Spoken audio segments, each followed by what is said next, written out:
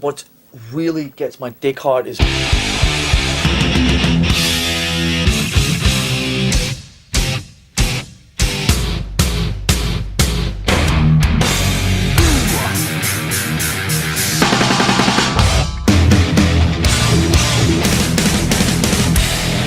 So fucking what?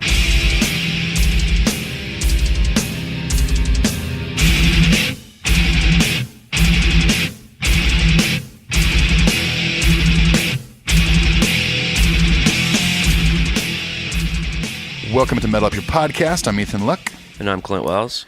And this week is episode 29, and we are getting to another member of Metallica. This week we are focusing our energy on the one and only Lars Ulrich. Our beautiful, beautiful, beloved Danish man. Oh, I love that Danish boy. I love him. He's probably my favorite Danish person. I'd say he's my favorite Danish person. Yeah? And as of recently, he's my favorite Danish knight. Yeah.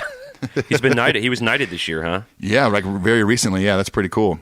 Should we refer to him now as Sir Lars? Sir Lars Ulrich. I think so.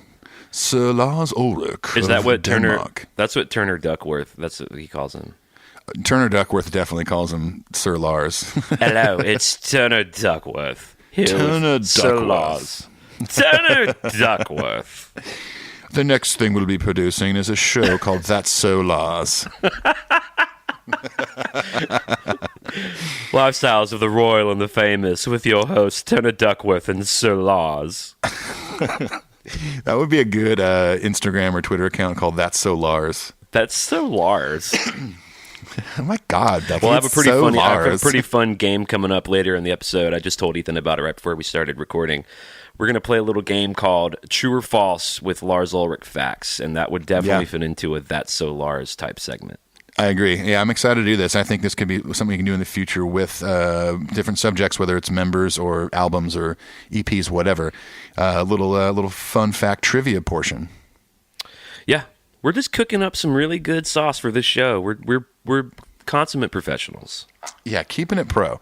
Speaking of being professionals, this episode is once again brought to you by our friends at Tone Tubby Speakers. They're a speaker company, a cab company. They're doing really cool stuff. They graciously reached out to us because they wanted to sponsor the show. We have Very cool. sponsors. We love it. They sent us these cabs, and you're going to hear a lot more about those when Ethan gets back in town. We've been cooking up, really have been cooking up some cool stuff for the show. We're going to do some recordings. All of it's going to be through these cabs. So go check out tonetubby.com if you're a musician. And thank you again to Jonathan and everyone at Tone Tubby. We love the shit out of those people. Yeah, we love them. I can't wait to get home and play mine. I think I said that in the last episode, but and I recently acquired the other day in Germany a Duesenberg lap steel, which has been a dream of mine as someone who plays lap steel. And I finally got one, and I can't wait to run that thing through one of my amps into that Tone Tubby cab and send a little demo video to those guys. And if you guys don't already, you need to go follow Ethan on Instagram because he posted a video the night he got it, and it looks amazing. It sounds amazing, and it's one of 10. Yeah. I ended up. Yeah, the main one they make is yellow and black. And after I'd ordered it, because I had met the guy from Duesenberg last February when he came to a King's show to kind of loan the tour some guitars for the band to check out and stuff, and we started talking, and he basically said, "Hey, I'm happy to give you get you a lap steel if you want." And then a few months later, before production started on it, he hit me up and said, "Hey man, we can do a limited edition run of a black one if you want. We've only made 9 others. Yours would be the 10th." And I was like, "Of course, why not? Yeah, I would love a limited edition one." So yeah, I obviously they're not a sponsor of the show, but we are talking about Duesenberg. So thank you very much to the guys at Duesenberg, especially Chris. He hooked it up and I got rid of some gear I didn't use to buy this thing, and I could not be happier. I have been in the have to sell gear to get gear stage for so long. Oh, yeah. I don't even remember what it's like to have extra money to buy gear. I know. It was called being single, I think. I think that was called early 20s. Yeah, it was called Ethan just moved to Nashville and has extra money all the time because he's single and his rent is cheap. So sure, I'll go buy that Gretsch. Well, now, like with us, like with the house and the kid and all that stuff, I'm like, what the hell did we do with all that money? I mean, we were like rich kids or something. It's like, what the hell? It is crazy to think. I remember my dad told me a long, long time ago, like when I was like 18, he's like, if you just put away like $100 a month into like a mutual fund account, like by the time you're 40, you will be blown away at how much money is in there. And I'm like a year and a quarter away from 40, and I never did it. Well, I seriously don't know where all the money in my 20s went. Like, it's definitely, I mean, I guess we went on some trips. Maybe we ate out a lot, drank. I don't know. It's literally unaccounted for. Yeah, I know. All I know is I no longer have it. Yeah, and it's fine because we're okay now. It's okay. Yeah. Oh yeah, fine. things are good. Yeah. Things are good. I'm drinking a beer at 11:30 in the morning, so things are good. I'm in Dublin, Ireland. It's 5:30 p.m. and I'm drinking water. Only because where I'm at the hotel is right near the venue, and there's not really anything around, and so I didn't have time to go out and make a little Metal Up Your Podcast cocktail. No passion fruit this week. Oh, boo. Well, you'll be drinking from that Guinness teat here real soon. Very shortly, yeah. I got some fun plans for the night. So, but let's move on to let's get through this pick contest. We got some other stuff to talk about, and then get into all things Lars Ulrich. Yep, the pick contest is if you leave us a positive review on iTunes, we will send you some free stuff, usually guitar picks, 3 Metal Up Your Podcast picks, a pick of my face, a pick of Ethan's face. It's that easy. If you hear your name called, you send us an email, metalupyourpodcastshow@gmail.com with your name and address. In the subject, write pick contest so we know what it's about.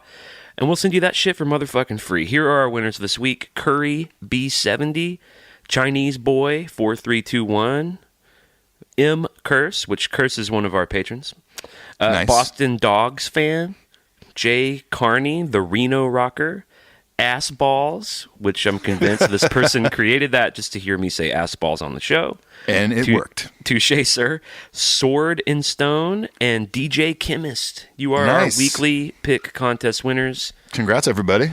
Congrats. Send us an email. We're at about 85 or 86 reviews. Once we get to 100, we're going to end the contest, and you'll never hear us talk about it again. So Yeah, we're close. Go leave us the review. It's real easy. We're real close, and we're really grateful and appreciative of all you who have done it, and that's Of course. Yes. And then once again, our social media accounts, you can always follow us on Twitter, Metal Up Your Cast, Facebook.com/Metal Up Your Podcast. Instagram is Metal Up Your Podcast. And of course, you can always email us. The best way to get a hold of us, metalupyourpodcastshow@gmail.com. And if you want to support the show financially, go to patreon.com/metalupyourpodcast. And speaking of that, this week we have a new patron, Jason Edwards, has supported the show. Thank you, Jason. Thank you so much, Jason. Yeah, it means a lot. So like we always mention those picks, the patches we have, the stuff we're going to have at the Detroit Metallica show, all that money helps to go towards that stuff, and we're still paying out of pocket, but whatever. We have a love for this show and all things Metallica, so it's worth it. Oh, yeah. 100% of what we get from Patreon has gone back into the show. So, yeah. And Ethan and I, we've been talking about like special things to do for our patrons. We have around 14 now. And we're talking about maybe doing like a every 2 months doing a Facebook Live kind of meetup chat thing for a couple of hours with you guys. Like maybe after we've recorded an episode, we'll do a Facebook Live thing, and it'll be me and Ethan on video and chatting with you guys, and we'll play songs and do characters, and it'll just be a fun place for us and all our patrons to hang. Maybe a Torben and Dave puppet show. The Torben and Dave puppet show. Paul show up. Turner Duckworth might be there. They'll all be there. So yeah, Becky.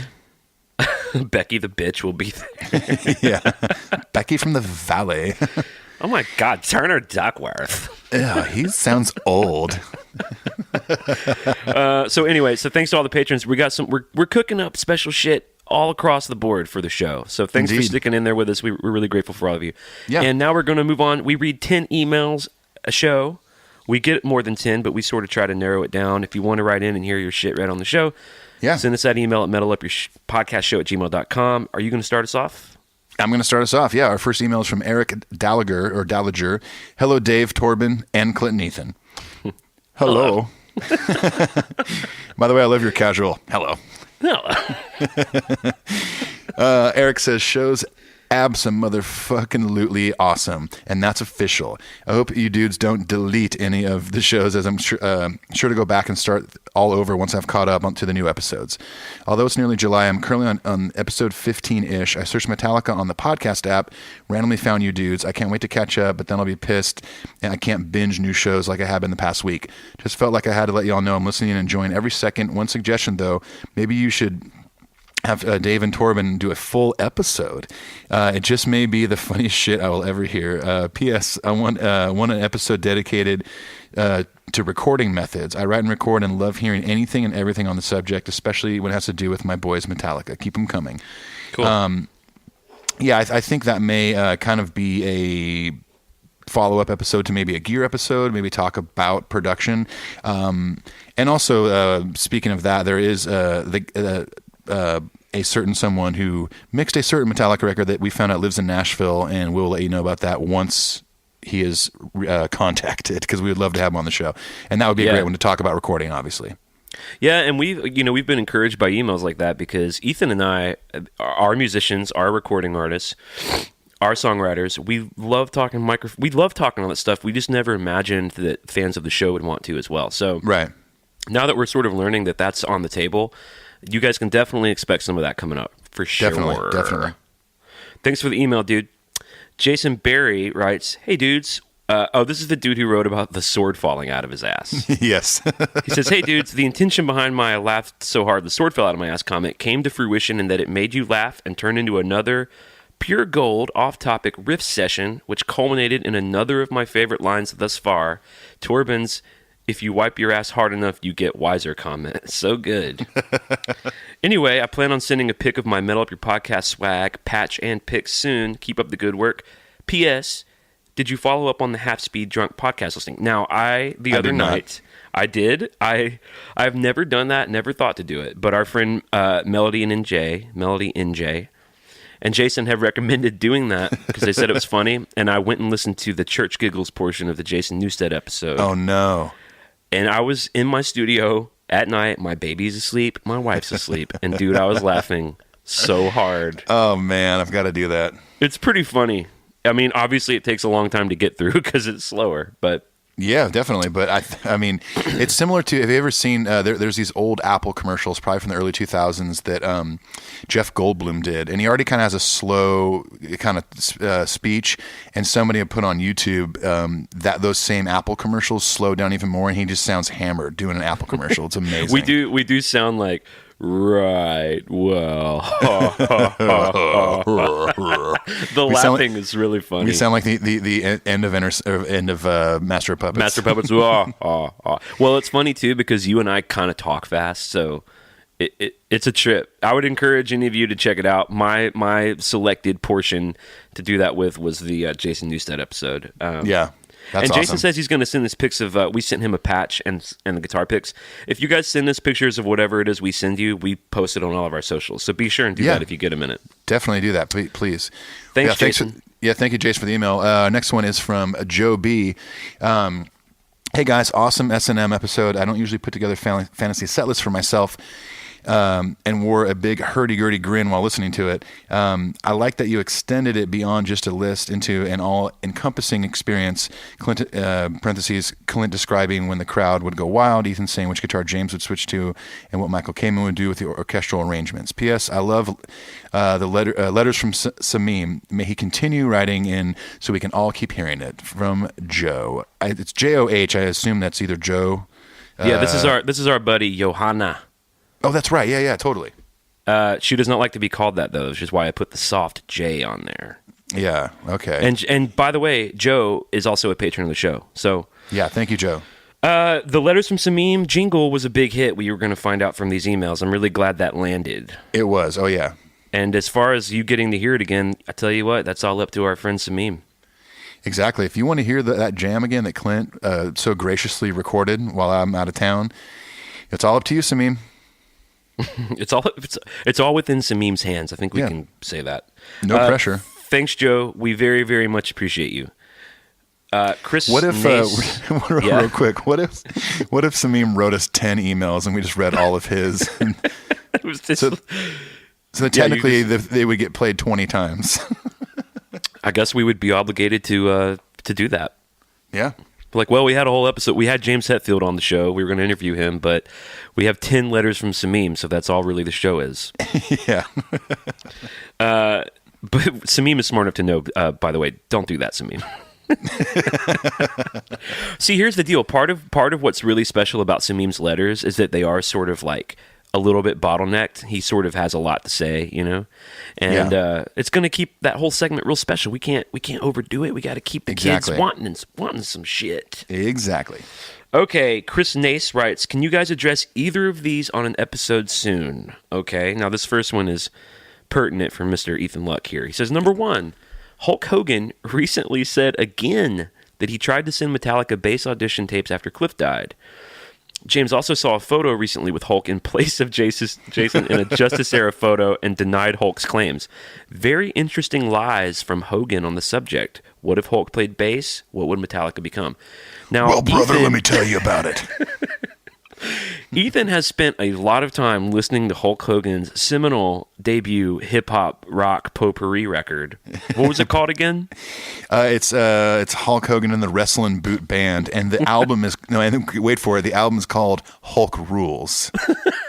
There's also a title track, and no joke. The other day, I was in the Berlin airport waiting in line to check in, and Nate, our drum tech, and I were talking about it and pulled it up online, and we were sitting there in the line waiting to check in, listening to these songs.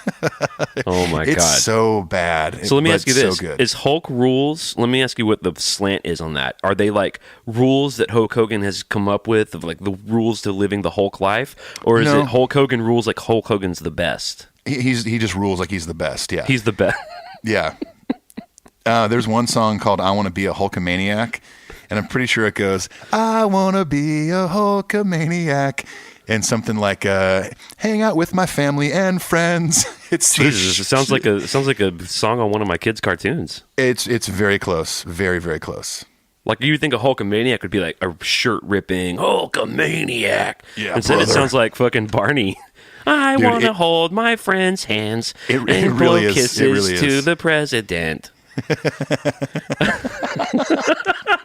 Blow kisses to the president. He would like I don't that know. too much. It felt like a nice little net. I would hate that. I have to show my daughter the TV sometimes, and I have to say, "Baby, that's the fucking president of the United States." And I can't believe it. Okay, he says number 2. I don't believe you guys have ever referenced the Ja Rule track, which is mostly composed of riffs Metallica sent him around the I Disappear era. Please cover this as a ridiculous throwback episode. It is St. Anger level bad. I've never heard it. It is. I haven't heard it in a long time, but it's bad. Yeah. Okay. So if anyone listening hasn't heard it, get online. I'm sure you can find it on YouTube or anywhere on the internet. Chris sent us links to it. I neglected to click it. So maybe we'll do a revisited episode on that. Yeah, that'll be a really short revisited, I think. Hey, but so Chris, we have some episode somewhere where we talk about this Hulk Hogan shit. Do you know which episode that might have been? I don't Was remember this off the the top of my Puppets head. episode? Maybe. Oh, it might have been the Jason Newsted episode talking about him getting in the band. Oh, okay. All right, go check out that. That Newsted auditions. episode is pretty golden. Yeah, I think so. It's in our best of for sure. Thanks, Chris. All right, next email is from Danny Derryberry. That's a cool last name. Danny Derryberry. Actually sounds kind of Irish to me.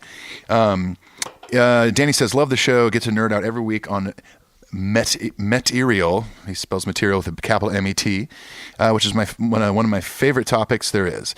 Going back to your knowledge of Dream Theater, they have been known to play albums that inspire them in the beginning to the end. And their rendition of Master of Puppets is note for note the way it is recorded originally, and definitely worth checking out. Keep defending the faith. I don't know if do we want to hear Dream Theater play Master Puppets note for note? I don't think I want to hear that. I mean, I don't know. I'll put my foot in the water. Well, I mean, I want to hear them put Dream Theater shine on it.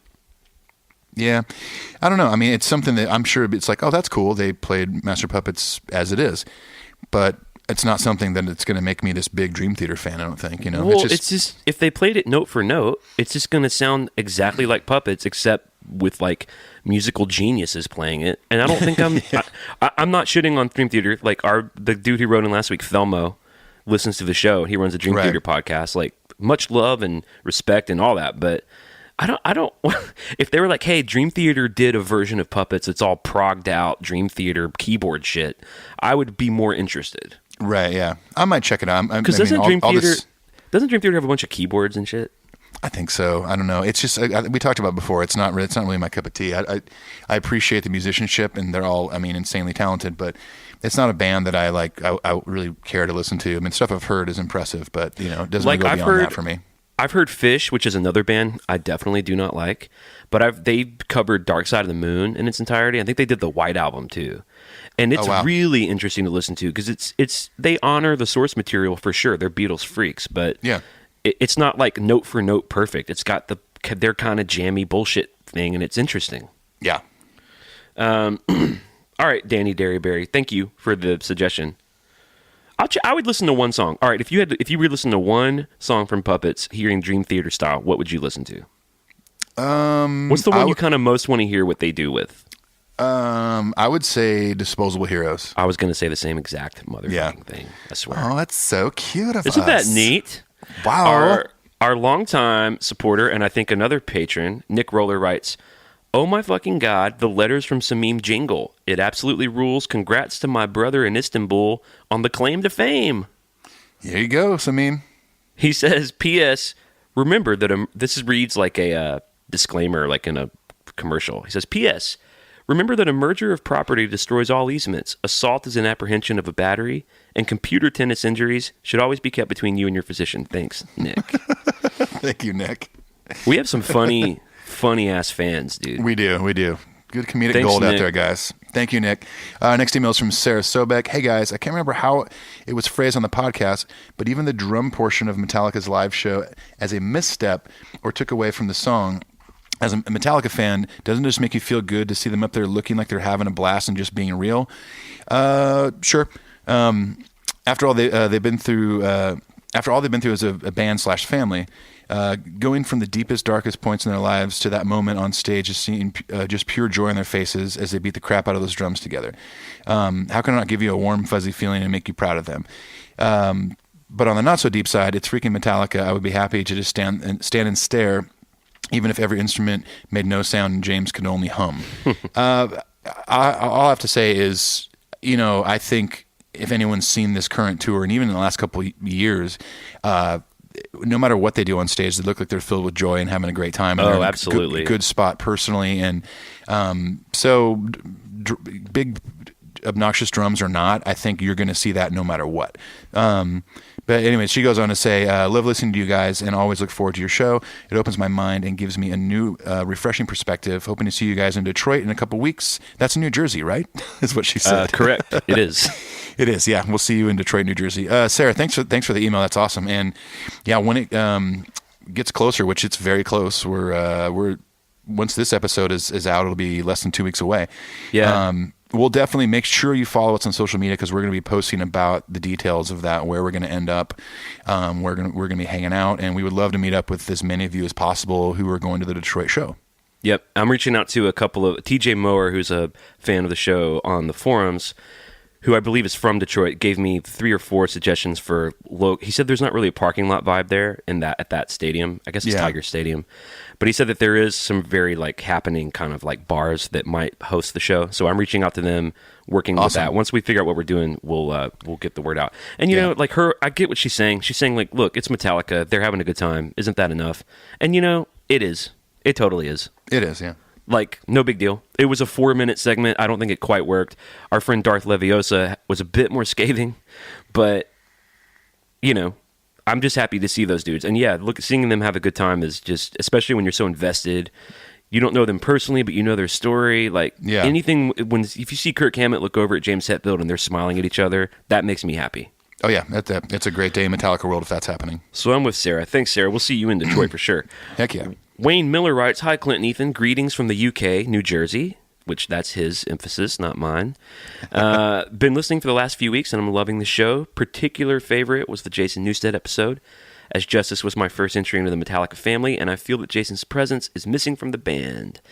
I'm interested to hear that Jason's working on something with the guys, and with the next year being the 30th anniversary of Justice, I'm hoping for the remixed reissue that we've all been waiting for. I'll certainly be all over that. Maybe that's what Jason was talking about last year. Maybe. I mean, on Eddie Trunk's show. Yeah, he taught. Yeah, if you haven't listened to the Eddie Trunk episode with Jason Newsted, he goes on about it a bit, and he kind of talks about they've been in contact, talking about working together on something. We don't know what it is. So, I mean, I don't know. They've been a little vocal about, kind of letting be what has been recorded in the past. But I mean, I think people would freak out if there was a remix of Justice and if Jason was involved in that, and I'd love it. Maybe they'll do an anniversary show or something. I don't know. But we all miss Jason, of course, but much respect to Rob as well. For sure. Well, I mean, here's the deal. Like, remaster the original Justice the way it is, fine. Like, that's what it is. It's the sound of Justice. But if you're doing this big deluxe thing, go ahead and remix it too, just for those of us who want to hear that. It's not taking away anything. It's not taking anything away from the original. And it'd be a good way for people to, finally stop going to YouTube and listening to "And Justice for Jason" because it'd be official. Not all that sounds that great, and the bass is almost too loud and stuff like that. I'd like to hear a proper mix. It's true. It would like truly lay it to rest, because then you would have an official release of it with Jason's actual parts. Because we heard Jason on Garage Days, we heard Jason all throughout Load and Reload and Black Album. He sounds fucking great in Metallica, and obviously live they had him cranked. Yeah. All right, Wayne goes on to say, anyway, thanks for a great show. As one of the most bootlegged bands of all time, you should do an episode on the bootlegging community for Metallica. The Black Album tour included a tapers section for bootleggers wishing to record the shows. I personally have a great collection of DVDs, and some of the shows are nothing short of incredible. Cheers, guys. Keep up the good work. Wayne, I don't know much about the bootleg community of Metallica fans. I've never really dug into it because I've never been much of a bootleg kind of guy. I mean, as a fan of music, I think it's really cool that people do that, and bands have allowed fans to come to shows and record that stuff. Obviously it got huge and really started for the Grateful Dead, but excuse me. But I've never really dove into that kind of stuff. I have heard some stuff online on different cassettes over the years that friends have had, and like stuff sounds cool, but it's still just some kind of recorder in the middle of a crowd. It doesn't sound amazing. No, I prefer the touched up live, like official live releases. But much respect to those people that are into that stuff. I mean, that's true dedication to a band. It's a lot of like the jam bands have that kind of community, so it's cool that is spilled over into metal too. What I would be more interested in, we have a fan who's on the forums. I think his name is Kay Bell, or her name, and they've written to us before where it's less bootlegs and more like just collection shit. Like they have all those versions of Kill 'Em All, and a copy from every country, and that maybe we could like sort of blend those two to make an interesting hour-long combo. Yeah, maybe so. Thanks for the suggestion, Wayne. Yeah, and if anyone listening is a bootlegger in that community for Metallica, write into us, let us know, and maybe you can kind of help us form this episode that we could possibly do one day. That would be a scenario where someone who's way into that shit, and maybe it's Wayne, who knows who it is, can write in and maybe help us kind of curate what an hour-long conversation would look like in that. That would be awesome. Yeah, because Ethan and I don't really do it personally. So, all right, thanks, Wayne. Yeah, and our last email of the week comes from Mike Talica 711. By the way, I'm always jealous when somebody has a name that they can add Talica to that sounds cool. Like Mike Talica sounds cool. Meath Talica. Yeah, it doesn't really work. Yeah, it doesn't work. Anyways, he says, I just recently discovered Mill Up Your podcast, so catching up on the past episodes has been great for my morning commute. A lot of people commute to our podcast. That's great. So I listened to the Load episode today, and I remembered reading an interview with Lars before the record came out. He said that he was hanging with the guys from Alice in Chains and jammed a little bit on Sean Kinney's kit, and that was when he made the decision to go with a smaller kit because it was more comfortable for him. It's definitely noticeable that he changed gear between the Black and Load. The drums sound less robust, but not in a bad way, if that makes any sense. Keep up the good work, and thanks for making the drive to work more interesting for a change. Yeah, I think a lot of that probably also has to do with production, the changing of the kit sound for Lars, because he's still, he's been endorsed by Tama forever. I mean, this is a good segue into the Lars portion of the show, but he's been playing Tama for, God knows how long now, but that whole Load era, they went for a different production sound, they went for a different sound in their writing and all that stuff. So yeah, but I did kind of like that era where he like stripped it down and had like one kick drum on certain performances, but I think still live he came out there with two kick drums, but less toms, all that stuff. Well, because they were still playing the old stuff live, but as far as on record, Black Album through Reload is, in my opinion, the peak of Lars's drum sounds. I think it's when he was playing the most interesting stuff. I mean, as a musician, especially if you're in a rock band, Yeah. It is sometimes way harder to play a slow groove tune than a straight up blast beat thing. Oh, yeah, totally. Because the sort of blast beat, Blackened, Dyer's Eve, Fight Fire with Fire, Battery, is almost like a muscle memory. You're just reacting so fast. Yeah. It is really hard to slow down and play behind a beat instead of on top of it.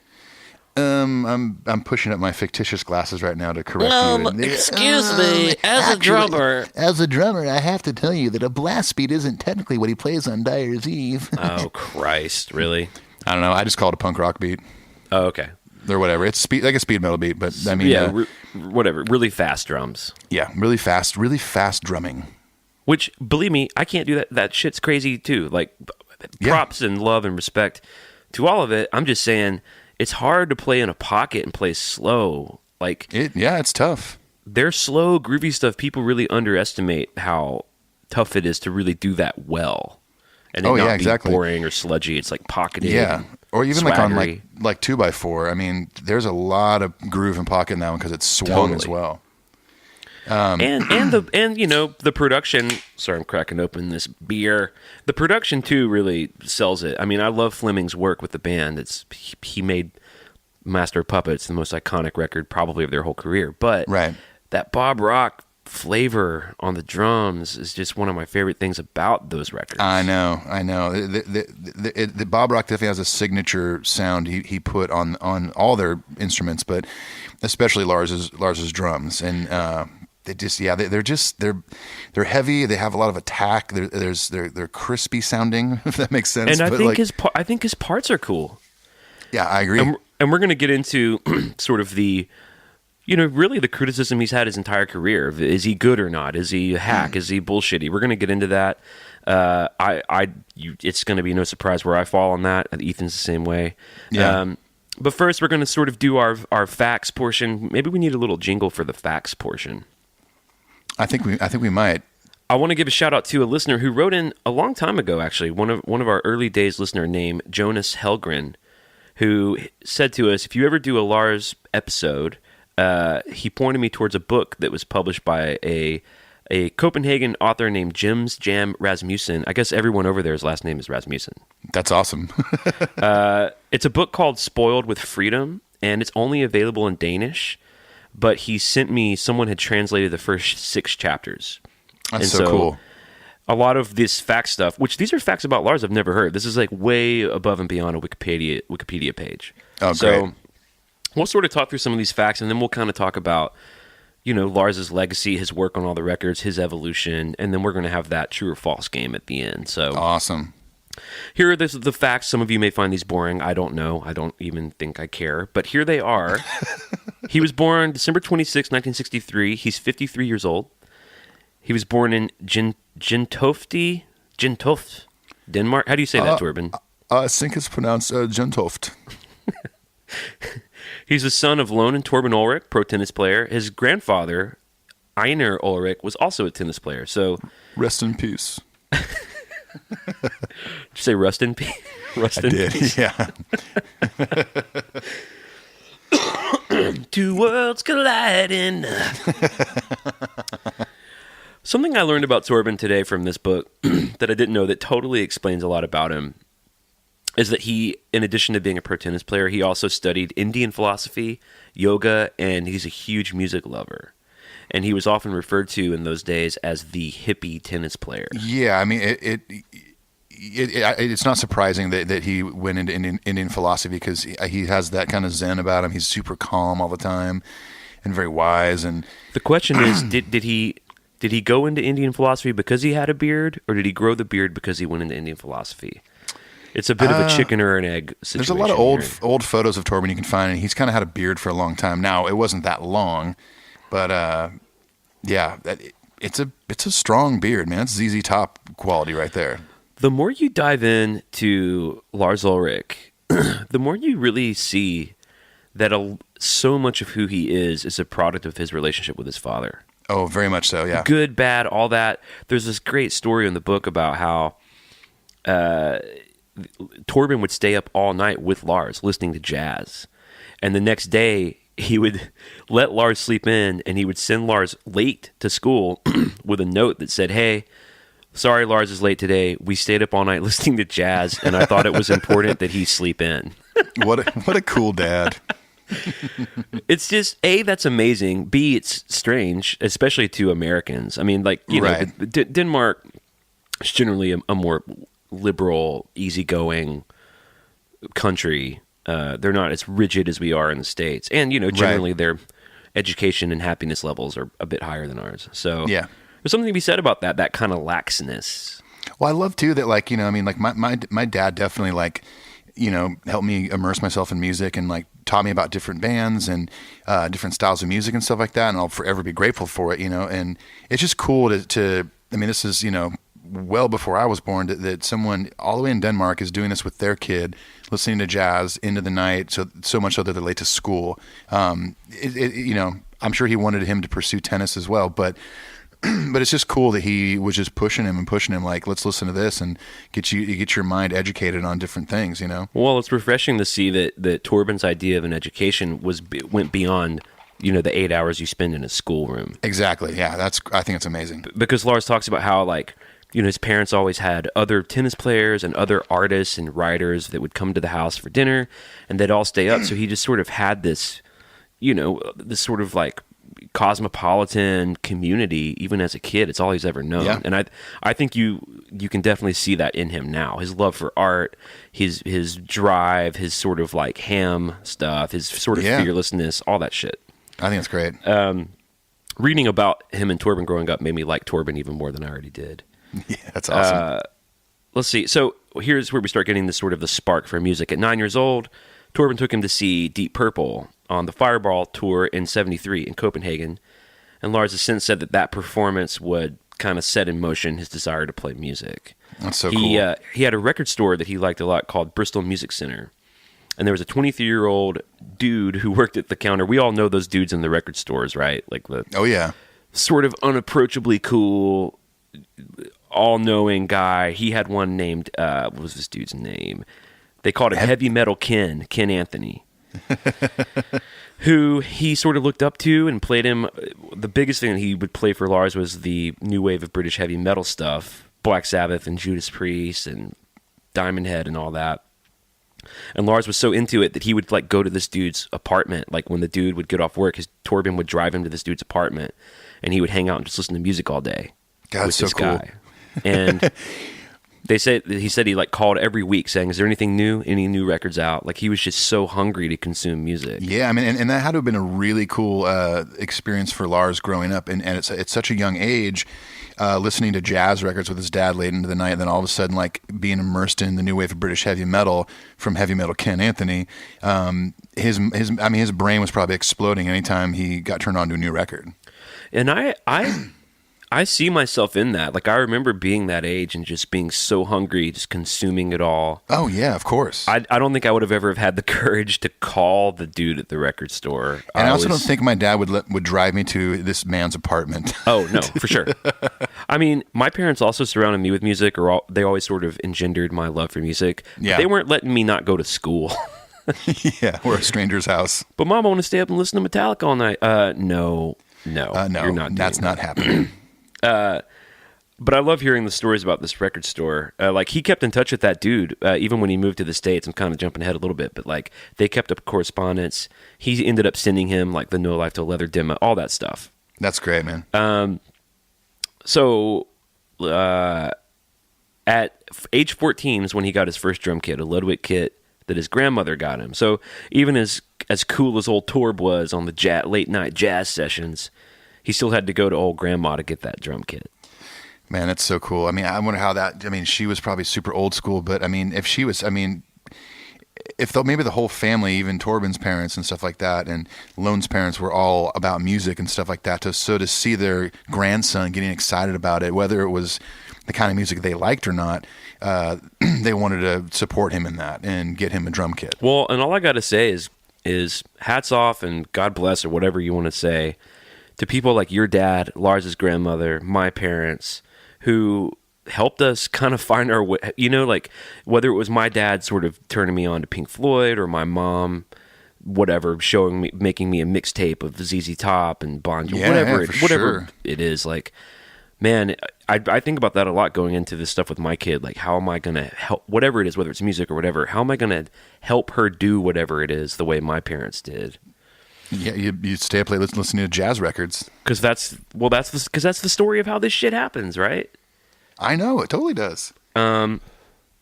He moved to California in the summer of 1980 for tennis lessons, but he says when he gets to the States, he realized he wasn't as good as he thought he was, because I think he was a bit of a star in Denmark because of his dad, and plus I think the pool of competition was a little smaller. Sure. And then apparently he gets to the States and was like, well, I'm okay, but I'm not good enough to really do this professionally, which I think is pretty astute. Like, it wasn't so much that he was lazy or bored or acting like petulant. It's that he sort of realized he wasn't going to really be able to do what his parents had hoped he would in tennis. So it was time to look elsewhere, which I think is pretty astute of him. Oh yeah, definitely. When he realized when they moved to California, he couldn't take his drum kit. He left his drum kit in Copenhagen. So they rented a kit. They lived in a much smaller place in California. And so he talks about how he set up his rental kit in the guest room and put mattresses over the doors and windows as sort of like a makeshift, like, sound room. And if I mean, I'm sure it was like this back in the early 80s too, but if anyone from California knows, excuse me, people like their silence and they like to be left alone. And if you are making noise, especially if you're listening to heavy metal and you're a metal drummer, the cops will come knock on your door all the time. It sucks when you're in a band and you're practicing and rehearsing and get shut down all the time. It's like the complete opposite in Nashville. But so props to Lars for, putting in the time and the hours and getting those mattresses against the windows. In Nashville, you go to jail for not playing a musical instrument. Exactly. Yeah. Excuse me, what do you play? Oh, nothing? Get out. Yeah, you have to move away now. This is Music City, motherfucker. It was kind of around this time that so Lars was like heavy on the new wave of British heavy metal. He's keeping up with heavy metal kin. Lars is kind of an aficionado of a lot of things. I think that's just his personality. Oh, yeah. I think he has an obsessive personality. I'm similar. I mean, when I got into Led Zeppelin, it was nothing but Led Zeppelin for 10 months. When I got into the Beatles, it was nothing but the Beatles for like 6 years. Yeah, when I got into Metallica, it was nothing but Metallica for almost 30 years. Yeah, and I'm continuing that. Dude, I listened to Metallica on shuffle literally all fucking morning. I know. So, but around this time, there weren't a lot of people hip to that shit. So he was at, what did he go see? Oh, he went to a Michael Schenker concert, the dude from guitar player from UFO, who is one of Kirk Hammett's main influences. Yeah. And because of the way he looked, and he was wearing like a Venom shirt or something, he caught the eye of some other dudes who ended up being, one of them was Brian Slagle. Yeah, very cool. Who was the dude who went on to found Metal Blade Records and the Metal Massacre compilation. So you're just sort of seeing retroactively these dots connecting. Yeah. In the Lars Ulrich story. I don't know if I would be angry or excited, but I feel like I would love to see like a really well done biopic about like the early days of Metallica, like where the movie basically ends when they're about to go in the studio to record Kill 'Em All or something. Oh, well, I wouldn't want the story to end there. But here's I see what you're saying. You're saying that to really do that era justice, it would have to be a full 90-minute film. I feel like there'd just be so much happening. Like you would go to each character and get their whole backstory, all these things we talk about with different members. Okay, would Giovanni Ribisi play Lars Ulrich? Giovanni Ribisi? Yeah. Gosh, who would play Lars Ulrich? Oh no, who's the dude? Who's the dude who played Professor Xavier in the new like X-Men First Class? Oh, the kids. I didn't watch those. Oh, they're not great. But that dude who plays Xavier looks like Lars Ulrich a little bit. Okay. And maybe Michael Fassbender could play James Hetfield, win a goddamn Oscar. Taylor York from Paramore could play Kirk. Oh, because what do they do? They're Kirk Hammett Tuesdays or something? Something like that. I think Paramore has been posting on Instagram just old pictures of Kirk Hammett because Taylor looks like him. Oh, does he look like Kirk? Like young Kirk, yeah. It's pretty crazy. And I think it's hilarious. I've known them for years, and so it just makes me laugh every time I see those photos. But Taylor, you can play Kirk. I mean, if I had my dream world, A, I would be in Metallica. B, there would be a full-featured Martin Scorsese directed film about every era of the band. Yeah, that would be rad. Just a massive 15 15 film epic narrative. Yeah, because I do enjoy biopics if they're done really well. Yeah. You know, some of them can be kind of crappy. Did you see the Miles Davis one? With what's that? With the dude from Hotel Rwanda? He's awesome. I'm blanking on his name right now. God damn it! What's his name? No, anyway, I didn't see that. It's great. I watched it on a flight one time. And it was awesome. You know, I think there was the Runaways movie I thought was okay. The Doors. I don't know. Yeah, exactly. The Doors one was Val cool. Kilmer, The Doors. Yeah. Even Walk the Line was great. Yeah, I love Joaquin Phoenix. Yeah, he's great. He's great in that one. But all that to say, I think I'd be curious if one day there was a Metallica biopic. Because it's interesting to think about, you know, Lars just happens to go to this UFO show, Michael Schenker show, and then Brian Slagle happens to, like, see a young, weird-looking Danish kid with long hair wearing a Venom shirt, and they introduce themselves. They became buds. They're, like, listening to metal records together. They're seeking it out together. It was also around this time that Lars put the ad in the paper, The Recycler, that said something like, looking for heavy metal musicians. And it was Hugh Tanner who replied to that ad. And when he showed up, he brought a shy James Hetfield. That's so cool. And then we know the whole story that they played and the cymbal kept falling over. And yeah, it wasn't like the best jam ever.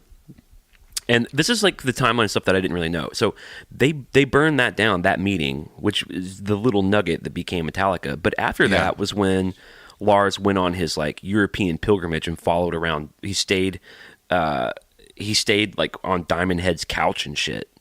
Yeah, that's so. He'd been writing to Linda Harris, who is Sean Harris's mother, who managed Diamond Head, and he just said he just showed up at a venue on a Diamond Head tour and said, "Hey, it's me, Lars, the kid from the States."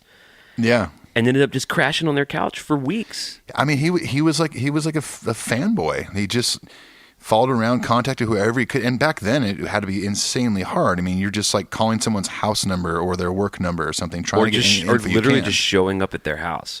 He did the same thing with while he was over there. He followed around Motorhead, just went to their rehearsal space, knocked on the door, and it's just amazing that he, even at that age, had some sort of charisma or drive or something kind of off, but not in a bad way about him, to where these people were like, yeah, come on in. I mean, he talks about walking into Motorhead's rehearsal hall.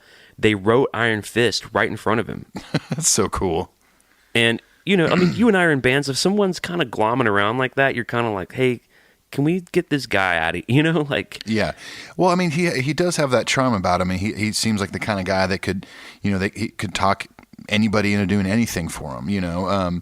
And in this case, he was just getting like a first-class education on metal music. And he was persistent enough where these and obviously not annoying enough where people didn't get rid of him. They're like, yeah, sure, hang out, watch us write Iron Fist. You know, and actually just becoming friends with these people. Well, he must have just had a really good balance of like eagerness and like avidness, but also knew when to shut up and be cool and listen and learn, which is really rare in someone that age. You know, I don't know if I could have been because he talks about how it's like, you got to understand, when I'm hanging out with Sean Harris, when Sean Harris is picking me up from the bus station and Lemmy's sitting there next to me writing Iron Fist, it was like being with Led Zeppelin, you know? Yeah, totally. That's how big they were to him. Like he talks about when he went over there to see Diamond Head, he was so shocked that only 300 people went to the show. He couldn't believe it because they were like the biggest band to him, you know. Oh yeah, I've been to those kind of shows where I fall in love with a band and I get to the show and there's 50 people there. There's a dude who I'm now friends with just through my various travels who I got to become friends with, luckily. He's a singer-songwriter, artist, rock guy named Blue. That's his like moniker. He lives out in L.A. And years before I met him, years before I was making music professionally, I was a huge fan of his 2003 record called Redhead. And he was playing the Nick in Birmingham, which is this little seedy, shitty 300 cap club. And I got a fake ID just to go. Let's see, did I get a fake ID in 2003? Yeah, I was 19. Got a fake ID, not to do drugs or drink, just to go see this show. Yeah. I go in there, there's maybe 6 people there. Oh, geez. And 5 of them are playing pool. Like, and he came out with his band and played like they were playing Madison Square Garden. I love when bands do that, where they don't show that they're bothered by the lack of attendance. Well, because now we both know that's a bummer. It's a bummer. I've done it so many times. That will take your soul or whatever is behind our eyes that lights us up and makes us who we are, and it will crush it and grind it down into goddamn smithereens. I still do that when I play solo shows around Nashville. There's usually about 10 people there. It's hard, you know? It's totally hard, but, you know, it's what you love to do. And, I mean, you're already there. You're already set up. Why not, you know, give it your fucking all? Yeah, like, don't be bummed. Just celebrate. Because his whole deal is like, well, there's 7 people here. Let's fucking give them a show.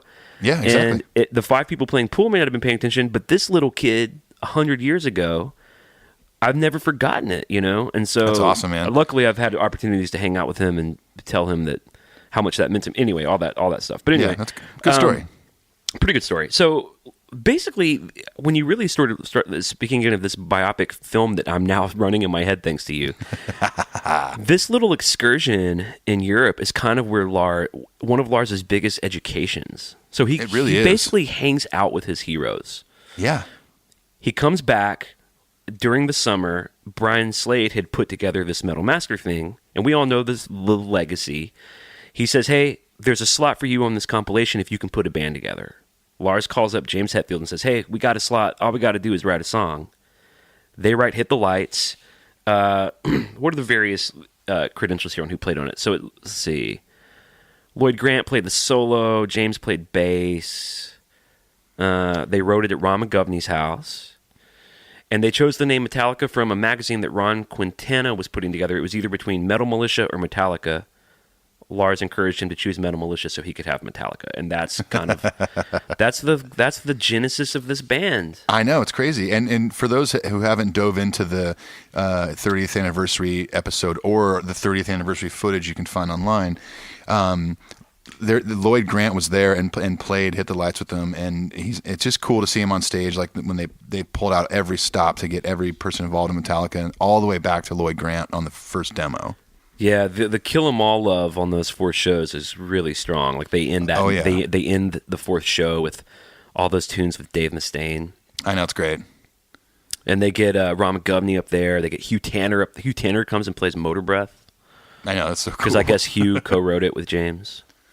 So we kind of know a lot of the. So they chose their name.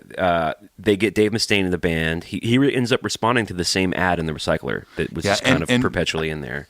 And I think I've mentioned this on a previous episode, but the Recycler is like a local paper that I'm sure still exists in California. You can do everything from sell your car to your boat to a guitar to, you know, musicians for hire, all this stuff. Bassist wanted. I mean, I literally was in a band, like a little local band. We were shitty. But anyways, we put an ad in the Recycler when I was like 15 years old, and to find like a singer. So it's a thing that people do, and it's just cool that this happened back in the early 80s. I did it, and hundreds of thousands of musicians have done it in the Recycler. I'm gonna go put an ad in the Recycler tomorrow that says, "Wanted Clint Wells looking to join Metallica." You should. That'd be amazing. We'll literally do anything. Yeah. So literally. they do their debut gig in front of 75 people. We've done a revisited episode on that. If you want to hear it, it's basically them doing Hit the Lights and then a bunch of Diamond Head covers. They make their power metal demo with old Kenny Kane. They make their No Life to Leather demo that ends up finding its way to Johnny Z, who ends up bringing them out to the East Coast, and they make Kill 'Em All. In between that, they meet Cliff and move to San Francisco. There's all this stuff that we all know. Now, and to speak on that real quick, in regards to Lars and his ability to talk to people, and almost like his business kind of mind. You know that, like, because he tried to get Cliff to join the band initially, and they would have, if he would, they would have remained an LA band. But Cliff, maybe he was one of the first people to like negotiate with Lars. Like, okay, like I see where you're coming from. Like, I'll make you a deal. How about I'll join your band, but you guys move here, you know, and come on up, and I'll show you the thriving thrash metal scene that's happening up here. I'd just be curious if I ever got to interview Lars, like what was that like? In it's because he's such a businessman now, you know. I'd be curious to know what that was like trying to convince someone like Cliff Burton, who was so hell-bent on staying in the Bay Area, like they're back and forth with that kind of deal. I think I don't know. My speculation would be it's a mixture of all these things. It's a mixture of sort of young stupidity, just relentless energy for that. Yeah. Because he says he called him almost every day. Because at the time, Cliff was in Trauma and pretty excited about what was going on with Trauma. Like, I've been in bands before where I thought what was happening was pretty dope. And to have someone want to take you away from it, especially when they haven't really done much, it's interesting. It does say a lot about Lars's sort of keen ability to persuade people to want to get on board with whatever he's doing. Definitely, for sure. So I guess we can start talking more about like sort of technique and what Lars is known for.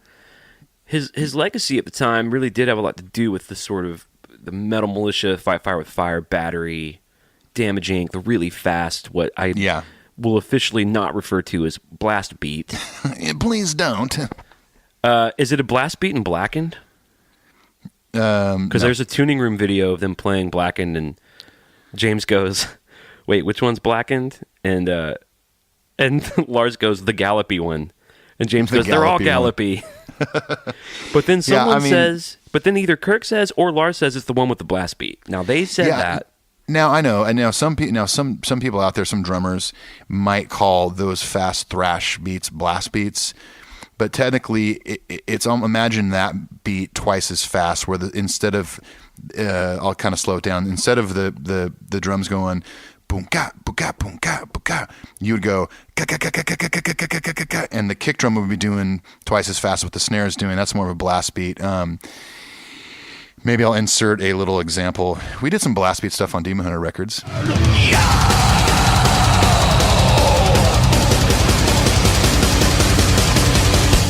heard you calling, setting fire to my soul.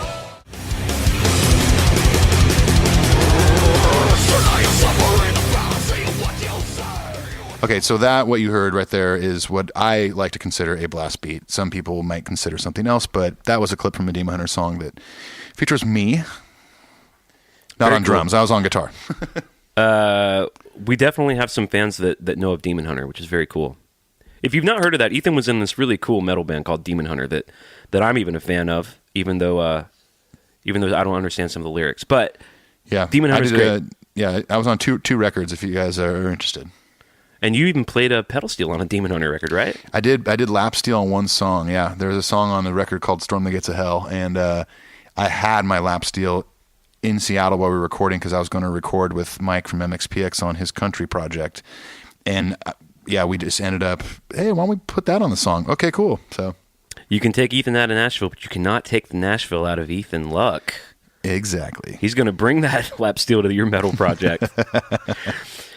So we talked a little bit about we had someone write in and say that it's no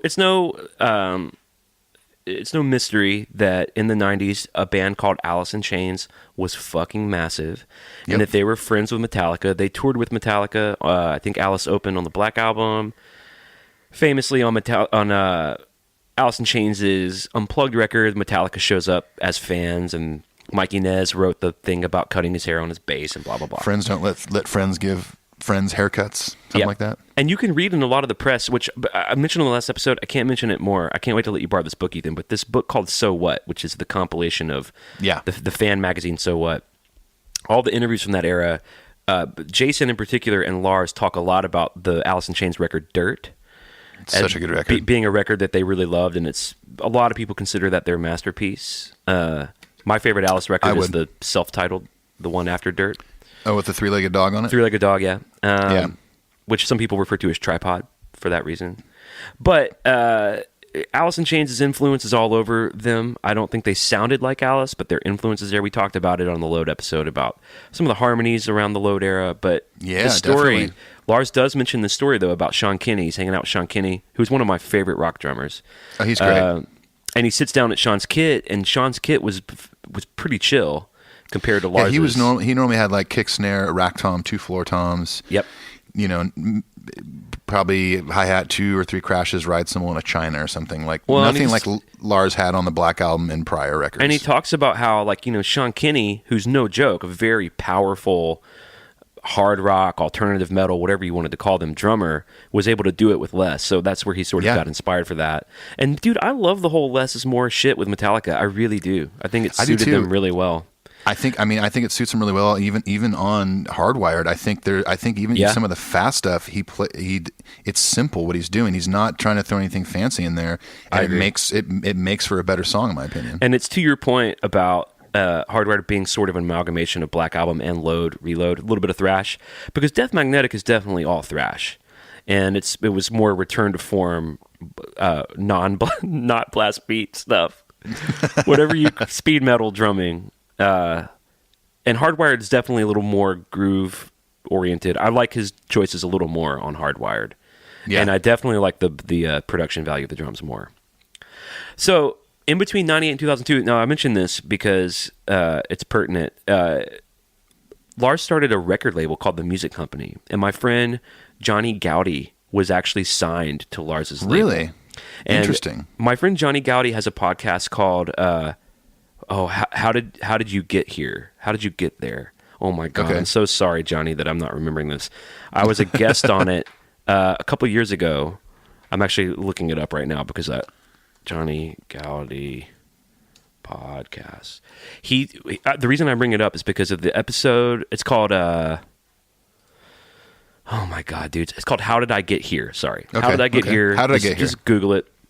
He's a musician in Austin. I met Johnny because I often work with a Austin-based artist named Bob Schneider. And so I met Johnny Gowdy. I went on his podcast.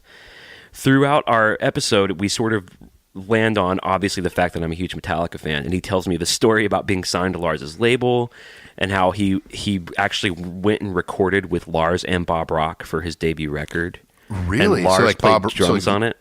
He played drums on the whole record? No, just they demoed like 3 songs, and his story about that is really fascinating and really funny.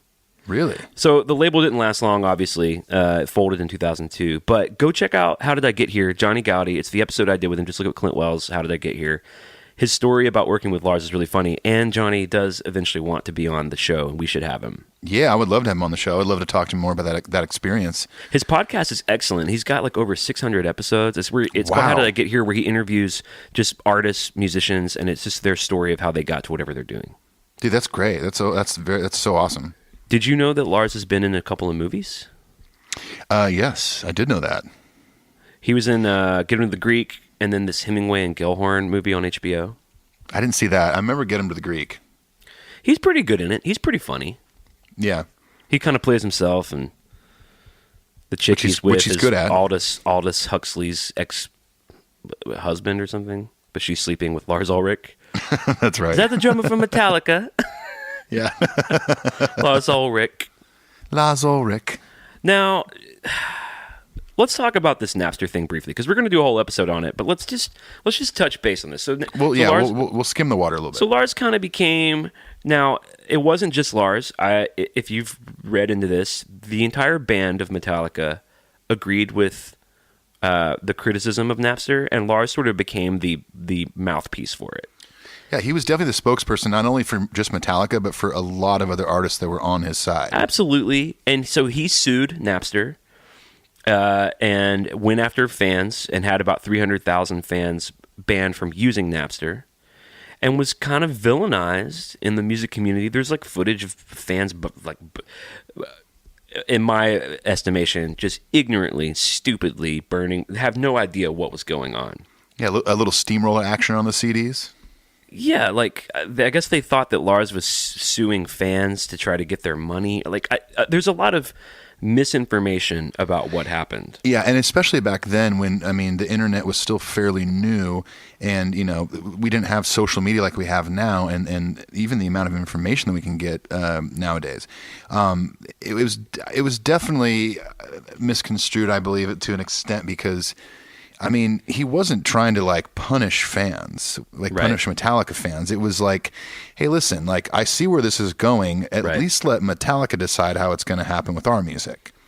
Well, it's, Kiss has taken a hard stance on it too, and people give Paul Stanley shit about it too, because the assumption is, well, because you're successful and wealthy, we should just be able to take from you.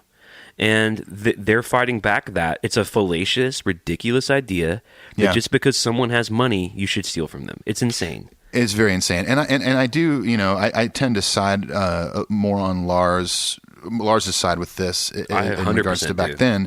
I also, I think I've mentioned that interview with Lars Ulrich and Chuck D from Public Enemy, where they're kind of both they're talking on both sides of the subject there, and it's really interesting to hear both of their takes on it. But at the end of the day, I think if you're a band, whether you are poor or super rich, it should be up to you what happens with your music, how fans can get your music. And Well, and here's the deal, dudes. This is just the straight shine. Ethan and I work in the music industry. The MP3 revolution, which turned into streaming, has definitely wounded the industry. Now, I think more than wounded it. It's almost destroyed it. Now, whether that's good or bad, I think it's actually amoral. So it's not good or bad. It's just the state of things. Okay, it's right. Just, you cannot fuck with technology. Part of me kind of thinks if every artist just decided to quit giving all their shit away, we might be able to save it. But that's never going to happen. Yeah. So we're having to find. So we're in between models. It's just technology. It's the way forward. It's cool. But it definitely changed everything. And for me and Ethan to make a living doing what we're doing is way harder because people don't pay for recorded music anymore. It's very true. And now me as a writer and a solo artist, I don't make hardly any money on my stuff. But even as a guitar tech, being on the road working for a band like Kings of Leon, that affects people like me. It all trickles down. It all trickles down because whatever that band's making, they have to pay employees and crew guys and managers and whoever else. And, sometimes you might go see a band that used to be a lot bigger and maybe they're still really popular, but they're playing smaller venues. Their production is smaller and stuff is because you can't afford it like they used to. Yeah, they can't. It definitely affects people like Ethan as well as songwriters because he's exactly right. Their budget for their touring or for their existence as a band just got eaten almost in half. Okay. Yeah. And if you guys think that paying $10 a month to hear every song ever recorded, if you think that in any way makes sense for a songwriter, you're just flat out fucking wrong. It doesn't. Yeah. I have friends with if you think that's expensive, you're fucking crazy. I have friends with tens of millions of Spotify playlists who are literally starving to death. So if that shit wasn't available to just rip that way, if those 10 million people really did want to hear that song, they would have paid for it, and my friends wouldn't be starving or having to paint houses or work in a library. Now, there's nothing wrong with working in a library or painting houses, but the point is, if you're a fucking artist, what you need to be doing is making art. Yeah. And so I'm already getting hot about this. I don't want to take up too much time. No, well, that might be our Napster episode might turn into an anger management episode too. Well, but Lars is our hero because I will say he came in hot on it. But like you said earlier, it was a new issue. Everyone was really scared. No one kind of knew what would happen. But he was able to foresee that this is not good news. And he was right. And they weren't necessarily fighting on behalf of their own money. They were fighting on behalf of bands that didn't have the money, the legal team, the power to try to stop this threat. And I commend them for that. There were plenty of bands that they couldn't even imagine putting up a bunch of money to hire a lawyer and take this on the way Napster he did. Yeah, Napster could have squashed them, but Napster could not squash Metallica. No. And they put their neck on the line, and I think did everyone a service. They didn't change the tide, but they at least stood up. Yeah, and I think history is gonna look back on that favorably for them. Yeah, I think so too. All right, thanks for everyone listening to my rant. I'm sorry, I'm just pissed off about that. Go buy our music. Let's see. Now, let's talk about Lars being criticized as a drummer. So, as a drummer, I'll admit, I have done it, and I still do it. Not in a hateful way. Right. I think I've talked about this before, but I recognizes Lars' abilities and inabilities. And so sometimes when he tries to do things, let's say in a live setting, that in the studio is easy to do because you can keep re-recording it till you get it down just perfect.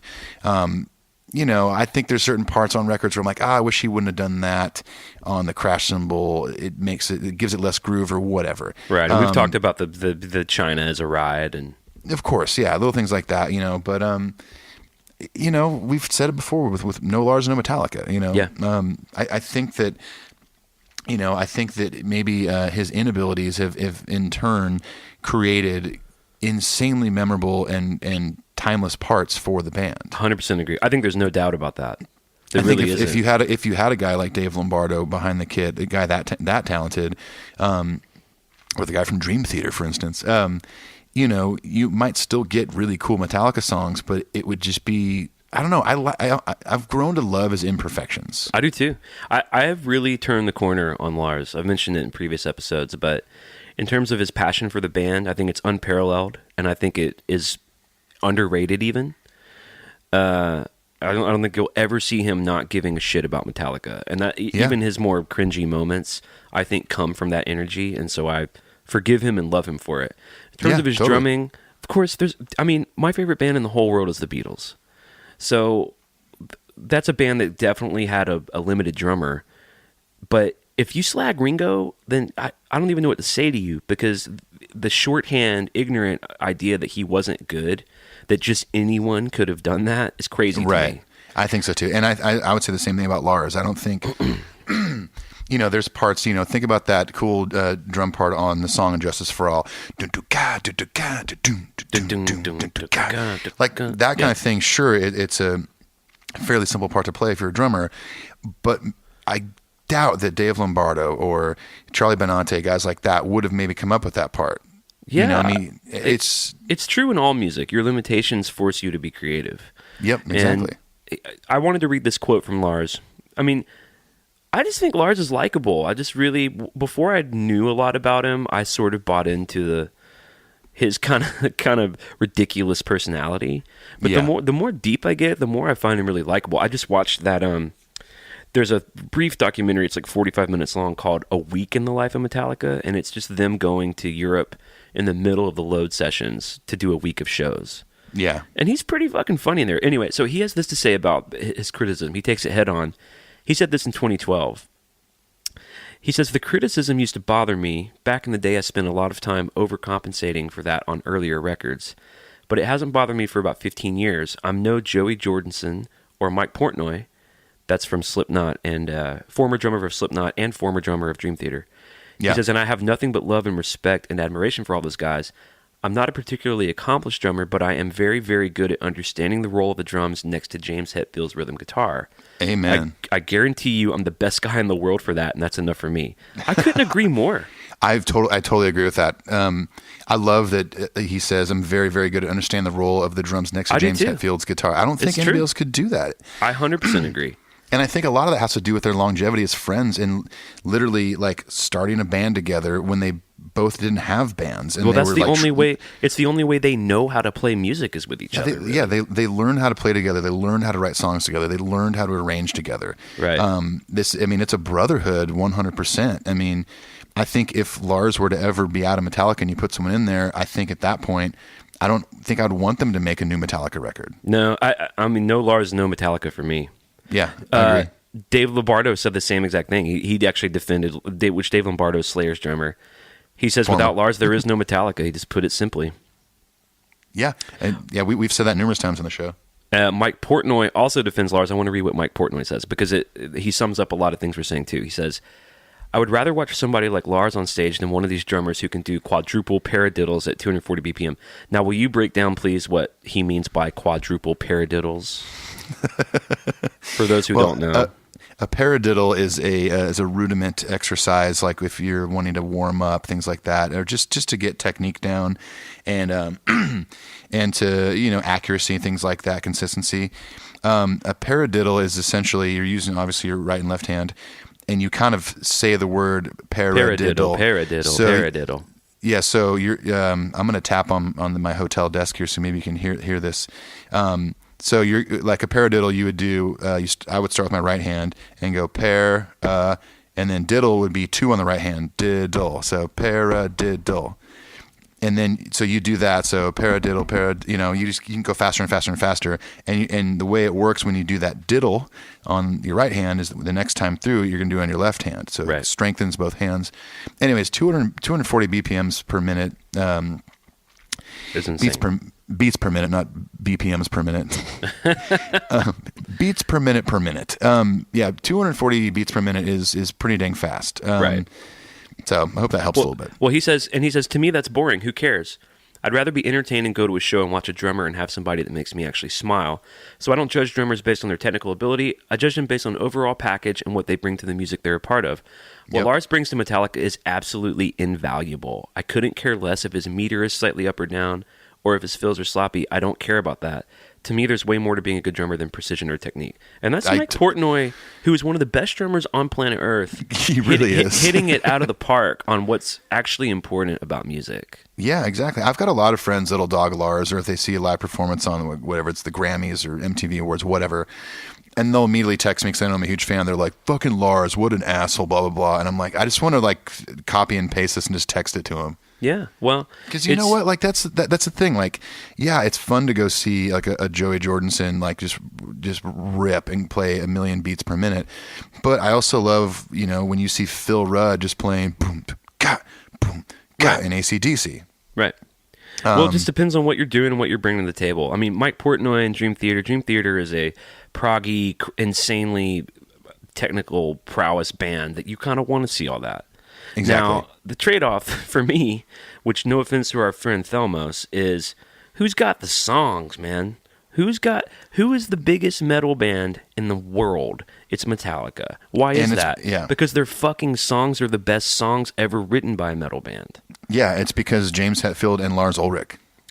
Yeah, I mean, the competition only, in my opinion, is Black Sabbath and Iron Maiden. And Metallica is better than both of those bands. I'm sorry to those of you who disagree, but the songs just aren't there the way they are throughout Metallica's entire career that they are for those bands. And if you're not as concerned with songwriting, if you want to hear ripping, then by all means, please listen to Dream Theater. Those guys rip. Sure. But Clint and I, being songwriters and players and playing multiple instruments, we like the, kind of like Mike Portnoy said, we like the whole package. We like everything that they bring to the table to complement the rest of the instruments in the band. And you guys have, we've been fair and honest about this. You guys have heard us talk about Kirk and what we think, Kirk does well and what he maybe doesn't. We've talked about Lars's China and Lars's strange hits on 2, and we could really do that. But pound for pound, it's the sound of Metallica, and they're the best. It really is. And I've actually noticed recently, like speaking of that, the crash cymbal on 2, I think everyone hopefully knows what that is. You're coming in and you go on beat 2 instead of beat 4. Exactly. I've actually been enjoying it more, like especially like when we dove into the Load record. Yep. I listened to it so much, and it's great on those records. I almost feel like it's becoming like his signature sound in a way. It's one of his like signature licks. That's why you just nailed it. That's why I love it. It's because when I hear that kind of drumming, I know who it is. Yep. Now, Mike Portnoy or this Slipknot guy or Dave Lombardo, these Terry Bozzio and the Wackermans. If you were to play me a song, I might not be able to tell you who that was playing drums, There's a sort of blandness. But if you play any song with Lars Ulrich playing drums, I'll be able to tell you, oh, that's Lars Ulrich, for sure. Yeah, that's Lars, for sure. It's just, and that's, what else can you aspire to as a musician than to have carved out something that is so you? Exactly. I mean, there's even guitar players out there that are insanely talented that if you play me something... I mean, if you played me like something John Mayer did, I wouldn't know it was him. Sure. I mean, I think he's an incredible musician, but that's just the thing. And, you could say the same thing for James's rhythm guitar, but I mean, Lars, you just know it's him. Yeah, I agree. And like you said, I couldn't agree more. I mean, that's something not only to aspire to as a musician, but if you can achieve that, I mean, that to me is a huge success. Well, and let's just face it, like Lars Ulrich will go down as one of the most famous drummers of all time. Yeah. Like who else would, like, a Ringo Starr? Okay. John Bonham. John Bonham for sure. I would put Dave Grohl in there. You think Dave Grohl? I think as time goes on, yes. Like he's probably the most contemporary, we would say, right? I'd say he's the most contemporary. But I mean, if you look at everything he did with Neil Peart would be up there. Yeah. I mean, I'm kind of thinking more about in the rock metal world. We're talking about a small pool. Yeah. Hey, baby. Like Sorry, my kiddo just came in. No, you're fine. Come here. Is this going to be her debut on the podcast? Do you want to say hi? Say hi. Okay, that's her not wanting to say hi. She's like, I'm not a Lars fan, Dad. You know that. She's like, I'm a Dream Theater fan. Can we please talk about John Petrucci? Sorry, you were making a point. No, I kind of blanked on it, but I think all this to say, I mean, technique aside, skill aside, Lars and James are the perfect math equation, and he will go down in history as one of the most well-known great metal drummers out there. Yeah, for sure. And not I mean, you can't go without mentioning how diverse he's become over the years too. Yeah, I agree. Yeah. I mean, he's a music lover. He listens to a lot of different kinds of music. Man, I like that the Load and Reload stuff was influenced by a contemporary band like Alice in Chains or Corrosions of Conformity, which I know James is a huge fan. Yeah. I like that they keep listening and digging into music. I like the idea of them collaborating with Lou Reed, even though that one didn't quite come out as good as I had hoped. Come out quite as fresh as I had hoped. Hey, but you know what? They tried it. Well, they're artists, they're explorers, and that's what we love about them. And even on Lars's new radio show, I mean, it's electric, right? It's electric, yeah. I think it's on Beats One. It's called. I wish it was on just the podcast app because I don't have Beats One or whatever that is. I don't have it either. But I mean, it's like one of the episodes he had, a fellow, Bay Area musician on there. He had another Lars Friedrichsen from Rancid on there. It's like, that's just cool that he's doing stuff like that. His whole deal on that show, from what I've heard, I haven't even listened to it yet. I need to figure out how to, is just to dive into music that people may not know, like whether it's local bands or bigger bands of a different genre. And he's 53 years old, still getting excited about new music. Yeah, and it comes through. I mean, I think that excitement is palpable on Hardwired, and it's definitely palpable when you see him live. Yeah, definitely, man. And what else can we ask from our favorite band? That they're still giving a shit. They're still doing good work. Exactly. This is our love letter to Lars Ulrich for sure. My days, te amo, Lars, te amo. My days of slagging Lars are over, man. And if anyone wants to slag Lars in my company and have a real conversation about it, they're not gonna like it. It's not gonna go well for them. Yeah. And not just to I mean, I've poked fun at when he's played the triplet double kick drum part to one right before they all come in. I've joked that it sounds like a pair of tennis shoes in a dryer. It's Sloppy Joe. That's okay. It's Sloppy Joe, and that's fine because you know what? If you look at his face, he's fucking giving it everything he has. Well, and here's the deal too: is I mean, we got to just go ahead and say well, he wrote the part and he performed it on the record. He's fucking earned it. It's he created it out of nothing. So the criticism really can only extend so far because that motherfucker is the author of the thing we're criticizing. Exactly. And that's his deal, man. That's what we love about him. We love him. Who doesn't love him? Plenty of people. I guess if you feel that way, maybe write into the show and let us know what you think about that. Yeah, please do. We would love to hear your take on it. And we've got some listeners who don't agree with us on this Napster thing. So I want to hear from them too. Write us in. Let us know what's up. Yeah, please do. And thanks to Lars for being Lars. Thank you. You know what, Lars? I'm going to take a minute and thank you for being you. Now, we're going to end the episode with a little trivia thing that I cooked up. It's called True or False. Now, I'm going to read some facts. Maybe they're not facts about Lars Ulrich. And Ethan has to tell me if they are true or false. Are you ready for the first statement? I don't know if I'm ready, but I'm just going to... just let's go on the deep end right now. All right. True or false? Lars Ulrich eats pizza without cheese after every Metallica show. I'm going to say true. You are correct. That is true. Apparently, after every Metallica show, Lars eats pizza without cheese. I wonder if he's gone vegan. I don't know. Maybe we'll ask him next time we talk to him tomorrow. Yeah, next time we talk to him. Okay. Next question. True or false? Lars has a personal assistant who does everything for him, including puts on his wristwatch and turns on his computer. I am going to say true. You are correct. That is also insanely true. Well, I got to say, there's also one of the guys I tour with out here used to be friends with maybe not his current assistant, but an assistant of Lars at one point, and has told me some really funny stories. So more ridiculous than what you just told me. Okay, all right.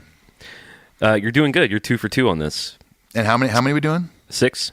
Okay. Number 3, Lars Ulrich is an avid and passionate scuba diver.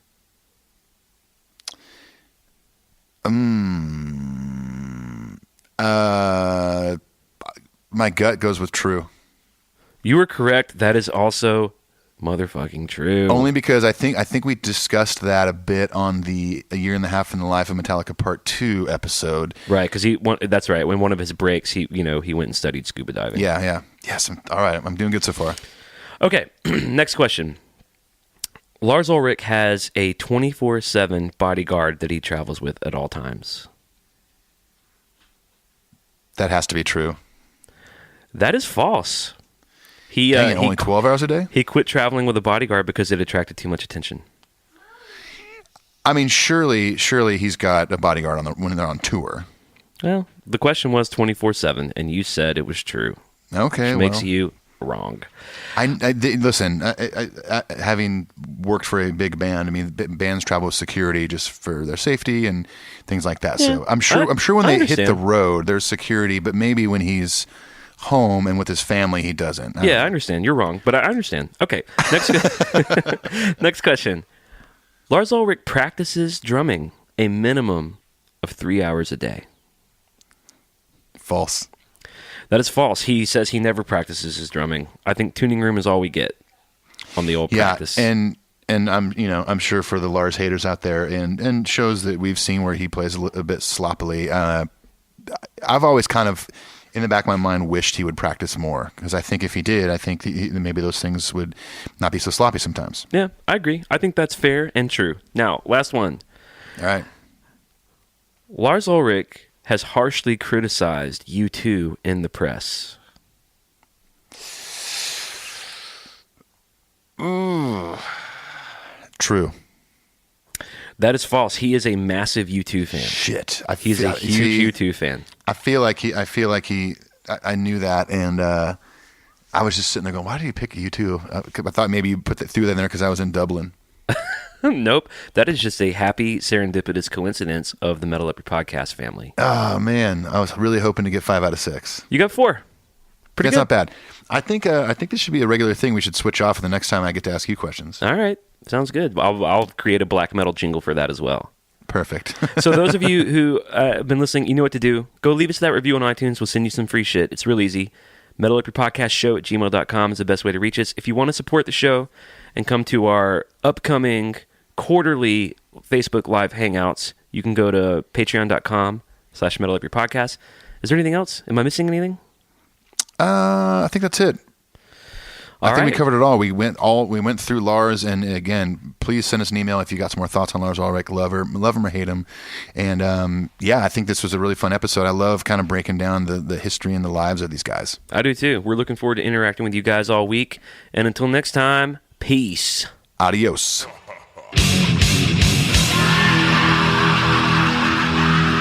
If you were our advisor, what would you say? Then I would say, delete that.